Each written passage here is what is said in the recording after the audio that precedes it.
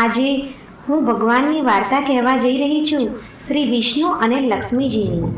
તમને આ વાર્તામાંથી ઘણું જાણવા મળશે. એકવાર શંકર ભગવાન પાર્વતીજી સાથે ભ્રમણ કરી રહ્યા હતા.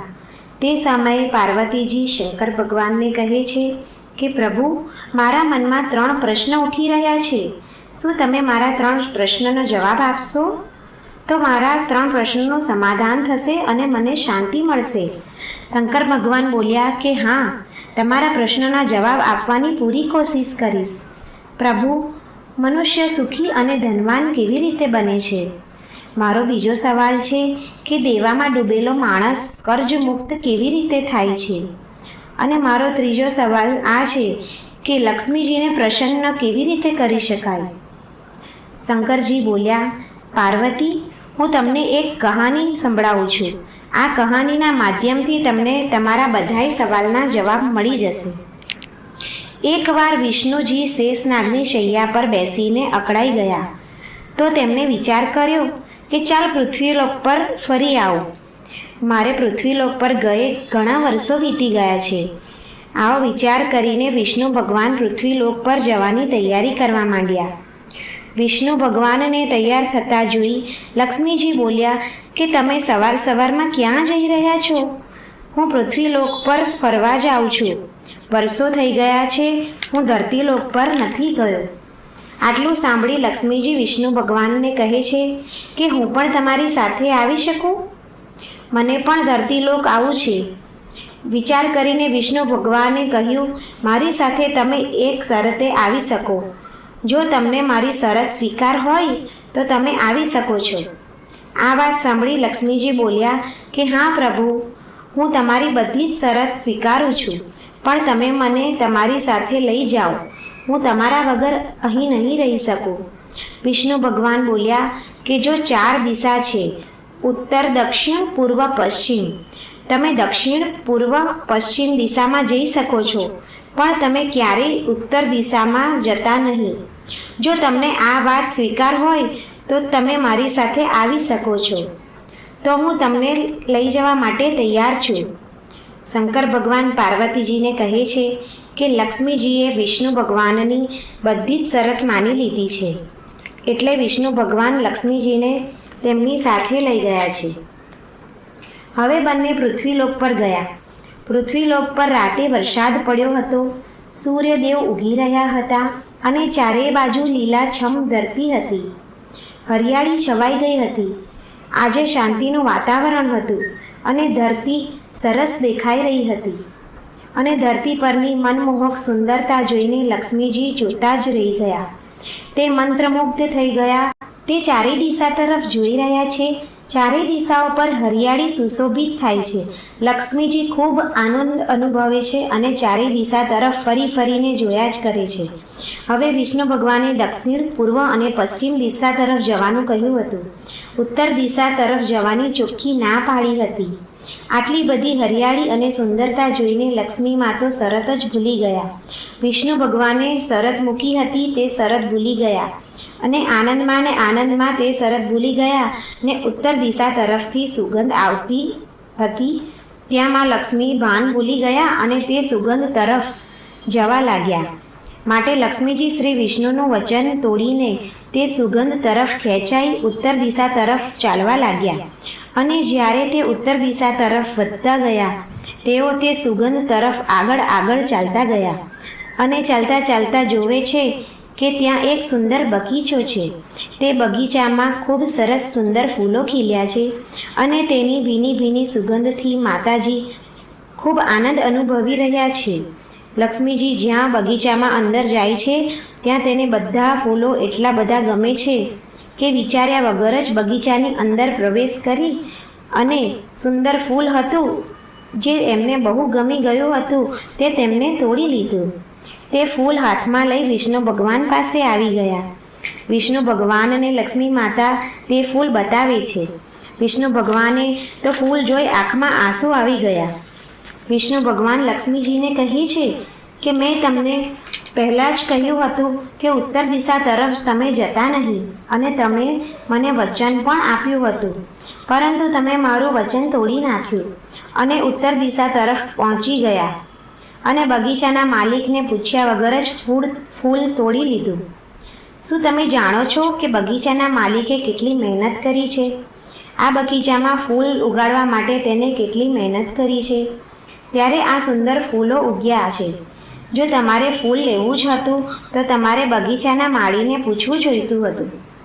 તમે તો તેની પરવાનગી લીધા વગર જ ફૂલ લઈ લીધું. તમે ફૂલની ચોરી કરી લીધી. લક્ષ્મીજી વિષ્ણુ ભગવાન પાસે માફી માગે છે. મને માફ કરી દો, મારાથી ભૂલ થઈ ગઈ.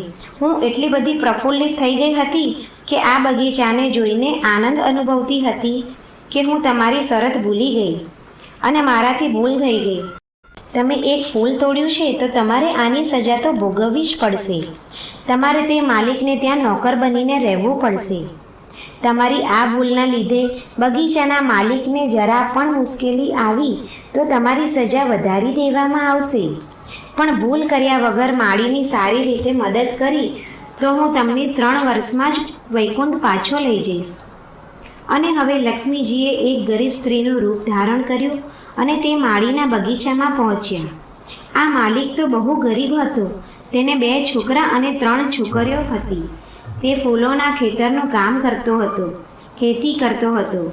ત્યારે માંડ તેને 2 સમયનું ભોજન જમી શકે તેટલું કમાતો હતો. તે ખૂબ ગરીબ હતો. લક્ષ્મીજી ગરીબ સ્ત્રીનું રૂપ લઈ તે માળીની ઝૂંપડી પાસે પહોંચી ગયા અને તેવામાં માળી બહાર આવ્યો. માળીની નજર લક્ષ્મીજીએ એક ગરીબ સ્ત્રીનું રૂપ લીધું હતું તેના પર પડી અને માળી સ્ત્રીને પૂછે છે કે તમે કોણ છો? તમે અહીંયા શું કરી રહ્યા છો? બહેન, તમે ખબર છે ચારેય બાજુ ફરતું જંગલ છે. તમારા જીવને ખતરો થઈ શકે છે. તમે કેમ એકલા ફરી રહ્યા છો? ત્યારે લક્ષ્મીજી બોલ્યા કે હું બહુ ગરીબ છું. મારી સાર સંભાળ રાખવાવાળું કોઈ નથી. મારું ધ્યાન રાખવાવાળું કોઈ નથી. મારે કોઈ પરિવાર નથી. મેં કેટલાય દિવસથી ખાધું નથી. હું ભૂખી છું. જો તમે મને કોઈ કામ આપો તો હું તમારા ઘરનું બગીચાનું બધું જ કામ કરીશ. તમારા ઘરના એક ખૂણામાં પડી રહીશ. બસ તેના બદલામાં તમે મને 2 સમયનું જમવાનું ખાલી ભોજન આપજો. મારે બીજું કાંઈ નથી જોઈતું. જેવું તમે રૂખું સૂખું આપશો એવું ખાઈ લઈશ અને ખાઈને શાંતિથી હું જીવીશ. તમારા ઘરમાં મને આશરો આપો. હું તમારા ઘરમાં બધા જ કામમાં મદદ કરીશ. શંકર ભગવાન પાર્વતીજીને કહે છે કે પાર્વતી, તે માલિક બહુ ગરીબ હતો પણ તેનું હૃદય બહુ મોટું હતું. પછી તે માલિક લક્ષ્મીજીને કહે છે કે મારે 2 છોકરા અને 3 છોકરીઓ છે. જે મારા છોકરા ખાશે તે તમે પણ ખાજો. જ્યાં સુધી તમારું મન થાય ત્યાં સુધી તમે અહીં ઝૂંપડીમાં રહી શકો છો. ભગવાને મને 3 છોકરીઓ આપી છે, પણ તેમને મને 4 છોકરી આપી હોત તો મારે તેનું ભરણ પોષણ તો કરવાનું જ હતું. માટે હું એવું માનીશ કે મારે 4 છોકરીઓ છે. મારા ઘરમાં આવો ને શાંતિથી રહો. શંકર ભગવાન પાર્વતીજીને કહે છે કે જેવો પેલા માલિકે આશરો આપ્યો તેવામાં જ લક્ષ્મીજી તેને ત્યાં નોકર બનીને રહેવા લાગ્યા. તે માળી ખેતરમાં કામ કરવા જતા ત્યારે લક્ષ્મીજી પણ ખેતરે તેની સાથે કામ કરવા જતા. જ્યારે લક્ષ્મીજી પહેલીવાર માળી સાથે ખેતરમાં ગયા અને માળી સાથે કામ કરી ઘરે આવ્યા ત્યારે માળીએ તેમને કહ્યું કે તમારે કામ કરવાની જરૂર નથી. અમે બધા કરી લઈશું. તમે આરામથી રહો. તમે ખેતરના ક્યારેય કામ કર્યા નથી, માટે તમને કષ્ટ પડશે અને શરીર દુખશે. લક્ષ્મીજી કહે કે ના, હું તમારા સાથે મહેનત કરીશ અને ધીમે ધીમે મને આદત પડી જશે. શંકર ભગવાન પાર્વતીજીને કહે છે કે જ્યારે તે પહેલા દિવસ માળી સાથે કામ કર્યું ત્યારે માત્ર 1 ટોપલો જ ફૂલ ઉતર્યો હતો અને જ્યારે બીજે દિવસે તે ખેતરમાંથી ફૂલો ઉતારવા ગયા ત્યારે 15 ટોપલા ફૂલ નીકળ્યા. ફૂલોને જોઈને માલિકની ખુશીનું તો ઠેકાણું જ ન રહ્યું અને કહેવા લાગ્યા કે મારા ઘરમાં જે છોકરી છે તેના આવવાથી ખુશીઓ વધી ગઈ છે. હવે આપણા ખેતરમાં ફૂલો પુષ્કળ પ્રમાણમાં થાય છે. જ્યારે માળી ફૂલો વેચવા બજારમાં જાય છે ત્યારે જોવે છે કે ફૂલોના ભાવ તો બમણા થઈ ગયા છે. આવી રીતે માલિકને ઓછી બચત થતી હતી તેની જગ્યાએ 4 ગણી બચત થવા લાગી. માલિક ખુશ થઈ ગયો. જ્યારે બચત ભેગી થઈ તો માલિકે એક ગાય ખરીદી. આમ ને આમ તે માળીની લક્ષ્મીજીની કૃપાથી દિન દુગની અને 4 ચોગની બરકત થવા લાગી. તે પૈસાવાળો થવા લાગ્યો. તે માળીએ થોડી જમીન પણ ખરીદી અને તેનો પરિવાર ફાટેલા તૂટેલા કપડાં પહેરતો હતો તેની જગ્યાએ માળીએ બધા માટે નવા કપડાં સીવડાયા અને સાથે સાથે ગરીબ સ્ત્રીનું રૂપ લઈ લક્ષ્મીજી આવ્યા હતા તેની માટે પણ તેને કપડાં લીધા અને લક્ષ્મીજીને કહે છે કે તમારા આવવાથી મારા ઘરની ગરીબી દૂર થઈ ગઈ છે. હવે ખેતરમાં બમણો પાક થાય છે. બેટા, મારું ઘર છોડીને તમે ક્યારેય ન જતા. સમય જતાં તે માળીએ પાકું ઘર બનાવી લીધું. તેમાં પરિવાર માટે સોનાના ઘરેણાં પણ બનાવડાયા. તેની છોકરીઓ માટે પણ સોના ચાંદીના ઘરેણાં બનાવડાયા અને તેને લક્ષ્મીજીને પણ ઘરેણાં આપ્યા અને કહેવા લાગ્યો કે મારી 4 દીકરીઓ ઘરેણાં પહેરશે તો મને બહુ આનંદ થશે. હું એક રોટલી માટે તરસી રહ્યો હતો, પણ બેટા તું જ્યારથી ઘરમાં આવી છે ત્યારથી મારા ઘરમાં બરકત આવી છે. ઘર છોડી તમે ક્યારેય જતા નહીં. શંકર ભગવાન પાર્વતીજીને કહે છે કે આમ લક્ષ્મીજીને માળીને ત્યાં કામ કરતાં 3 વર્ષ પૂરા થઈ જાય છે. ત્યારે એકવાર લક્ષ્મીજી ખેતરમાં કામ કરતા હોય છે ત્યારે માળીને કહે છે કે હું ઘરે જ આવું છું તો મને રજા આપો. ત્યારે માળી કહે છે કે હા બેટા, તું ઘરે જા, હું હમણાં જ થોડું કામ પતાવીને આવું છું. ઘરે જા, શાંતિથી ખાઈ પી લે અને થોડો આરામ પણ કરી લે. હું હમણાં થોડી વારમાં જ આવું છું. શંકર ભગવાન પાર્વતીજીને કહે છે કે હવે 3 વર્ષ પૂરા થઈ ગયા હતા માટે તે ઘરે ગયા અને તે અસલ સ્વરૂપમાં લક્ષ્મીજી આવી ગયા અને ઘરના દરવાજા પાસે ઊભા રહી ગયા અને માળી થોડી વારમાં ઘરે આવ્યા અને જોવે છે કે આ સુંદર સ્ત્રી મારા દરવાજે ઊભી છે એ કોણ છે. તેની પાસે જઈ જોવે છે ત્યારે વિચારે છે કે આ તો મારી 4થી દીકરી છે. આનું રૂપ કેમ બદલાઈ ગયું છે? થોડી વાર જોવે છે અને તેને સમજાઈ ગયું અને કહે છે કે માં, મારાથી બહુ મોટી ભૂલ થઈ ગઈ છે. મેં માં લક્ષ્મી પાસે ઘરના કામ કરાવ્યા. શંકર ભગવાન પાર્વતીજીને કહે છે કે ઘરના બધા સભ્યો દરવાજા પાસે આવ્યા અને બધાને આશ્ચર્ય થયું અને માના ચરણમાં પડી ગયા. માણી લક્ષ્મી પાસે માફી માગે છે કે હે માં, મને માફ કરી દો. અજાણ્યાપણે પણ તમારા પાસે ઘરનું બધું કામ કરાવ્યું, તમને નોકરાની બનાવીને રાખ્યા, તમારી પાસે ખેતરમાં પણ કામ કરાવ્યું. માં, મને માફ કરી દો. ત્યારે લક્ષ્મીજી કહેવા લાગ્યા કે તમે ચિંતા ના કરો. મેં તમારા ખેતરમાંથી એક ફૂલ તોડ્યું હતું. તે ફૂલ તમને પૂછ્યા વગર તોડ્યું હતું માટે તે ચોરીની સજા વિષ્ણુ ભગવાને મને આપી હતી. 3 વર્ષ માટે નોકરાણી બનીને કામ કરવાની સજા મને મળી હતી અને તે માળીએ ઘરમાં જેટલા ફૂલો પડ્યા હતા તે બધા ફૂલો લાવી માના લક્ષ્મીજીના ચરણમાં અર્પિત કર્યા અને કહેવા લાગ્યો કે તમને એક ફૂલના બદલામાં આટલી મોટી સજા મળી. માં, આ બધા ફૂલો તમારા જ છે, તમે લઈ લો, પણ મને માફ કરી દો. લક્ષ્મીજી માળીને કહે છે કે તું બહુ સારો માણસ છે.